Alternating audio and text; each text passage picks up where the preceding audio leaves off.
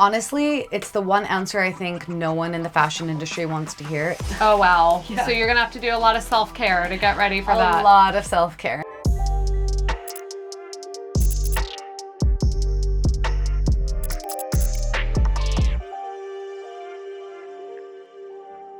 I'm Katie Kaps, co-founder and co-CEO of HigherDOSE. And today on Hot Seat, I'm here with Diva, who is a model, obviously, an entrepreneur, and a wellness enthusiast. Yep. And today we're gonna be getting really hot in the sauna, talking about her background, and then we're gonna finish things off with a 3-minute cold plunge. Are you ready to get hot? I'm ready to get hot. Okay. Let's go. So let's start at the beginning. You started modeling at the age of 14 in India, right? How did that happen? So I was born and brought up in New York, and at that time, Gap and Armani had like the best billboards when you entered the city through the Midtown Tunnel.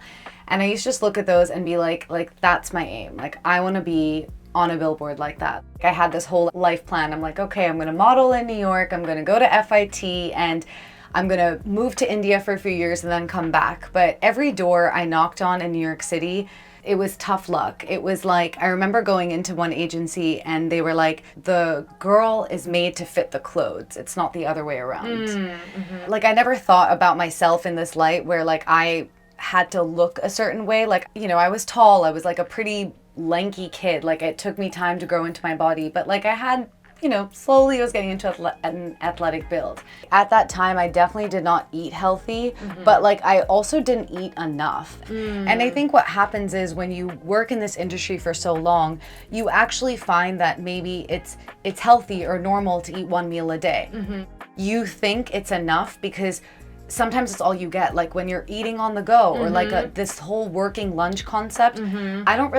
I don't think it's a good concept, especially when you're modeling and you're on your feet. You're active. You need to like sit down and eat a proper meal. You need a few breaks to like snack and hydrate. And I didn't learn about that until I started paying a little more attention, until I started feeling it in my body. The energy crashes, the back aches because, you know, you're not hydrated enough, you're not moving enough, and you're not fueling yourself. It's all energy at the end of the day. Yeah, so. Interesting.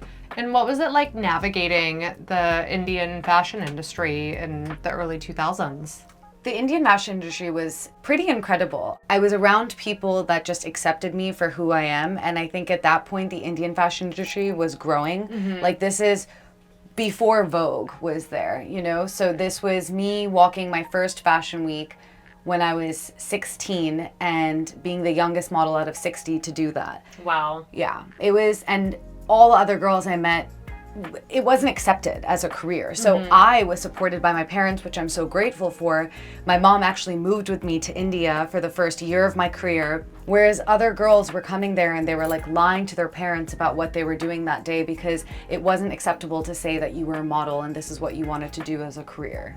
Wow. in your life. Yeah. And did you find it empowering to be like the youngest model on the runway?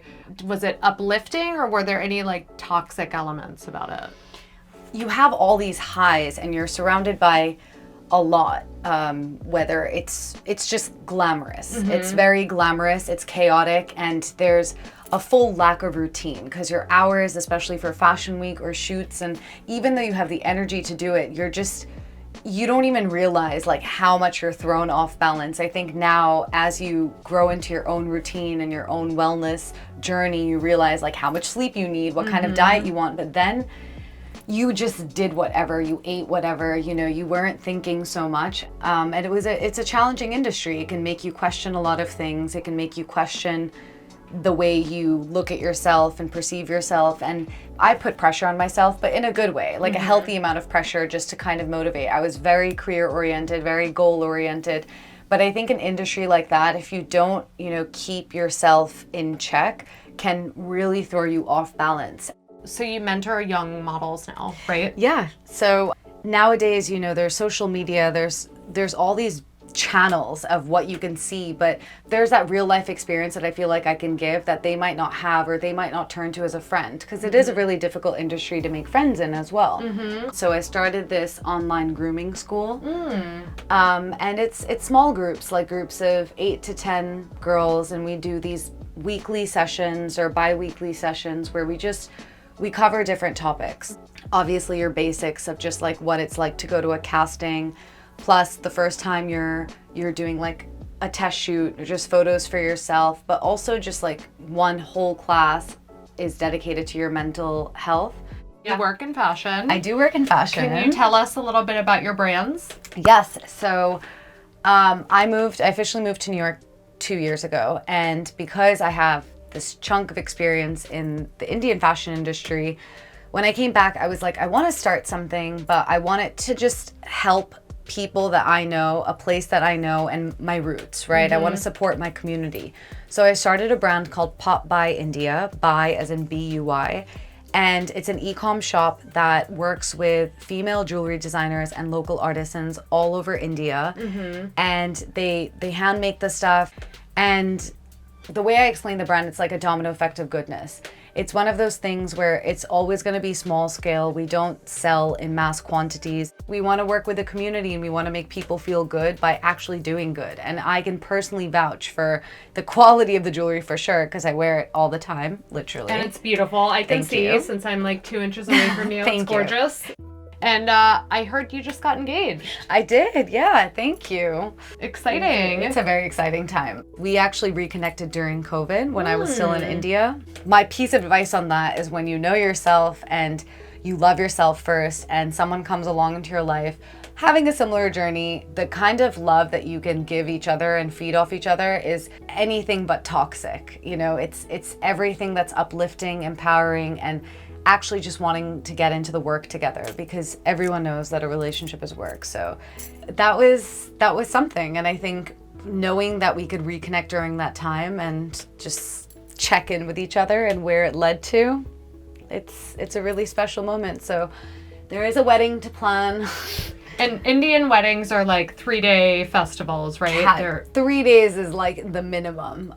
Again, though, keeping in line with being conscious and not wasteful, because I feel like there's a lot of waste that goes into that. We're gonna celebrate, but consciously trying to like combine a few of the traditions into like one party instead of a 3-day long thing. But yeah, if we're talking about the standard, it's probably close to like a 5 to 7 day long affair. Oh, wow. Yeah. So you're going to have to do a lot of self-care to get ready for A that. lot of self-care. Yeah, I think I'll start off each party with a small meditation for everyone. There you go. Yeah. Well, you've certainly got a lot cooking. Yes. And I'm so excited that I got to know you. And this has been sweaty and fun. yes, are you ready to cool off? Yeah, I'm so ready. Yeah, me too. I say that now and I'm gonna like dip a toe in. I'm just like, the challenge is real. Let's do this. Let's go for it. Okay.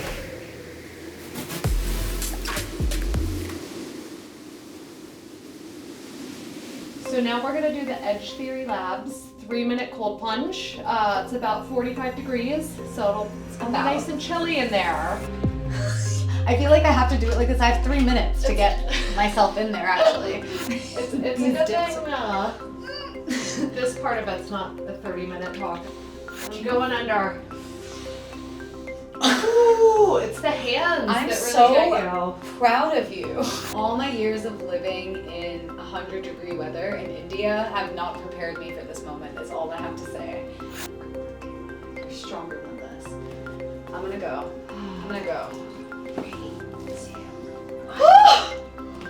That's it. That's it. That's it. That's it. I can't do anymore. I'm out. Good job. 3, 2, 1. All The right. champ of the challenge. Thanks for joining us at Hot Seat. Thank you for having me.